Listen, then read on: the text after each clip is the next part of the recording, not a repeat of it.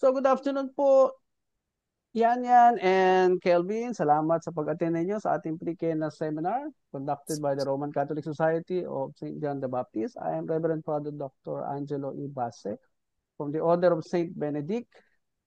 Gusto ko marinig ang inyong feedback sa ating mahabang talakayan about sa inyong pinapasok na pag-aasawa sa ating pre-Kena session. Let's start with Ana. um, na mas lalo ko pa pong naihan na when we both enter to this at isa is mas kailangan pang mas maging deeper. And aside sa understanding, kailangan mas matibay din yung respect namin from each other para mas maging okay din po yung flow ng relationship namin and as well as yung improvement uh, improvement sa isa't isa, especially sa sarili ko po. Hmm.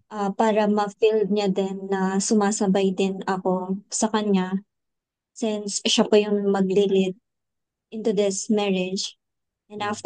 after marriage, para wala pong naiiwan sa amin dalawa.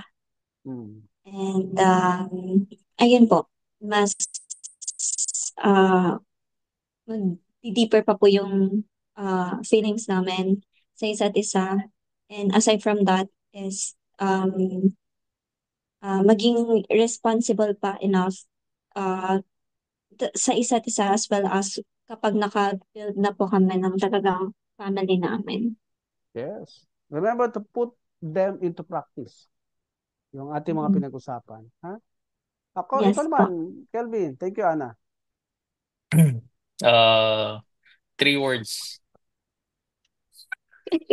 Love, trust, faith, Mm. loyalty. Tapos na.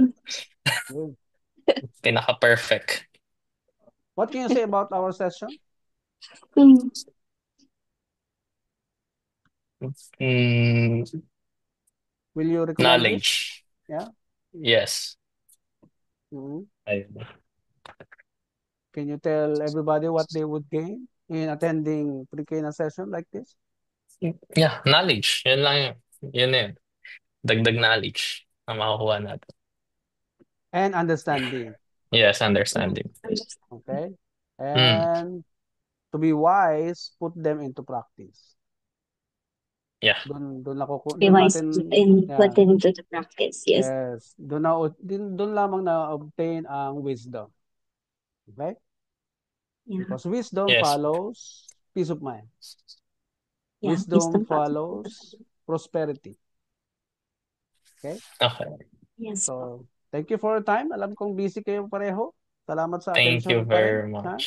Thank you po, Father. Oh, and by the way, pag kulang yung guest nyo, nandito lang ako. Ha? Yes. Yes. Ito po. Just send Sige. us Opo. a message. Salamat ng marami and hope to see you soon. Thank you. Okay Thank po. you. Thank you Okay. po. Thank you Okay, po. Bye-bye. bye-bye.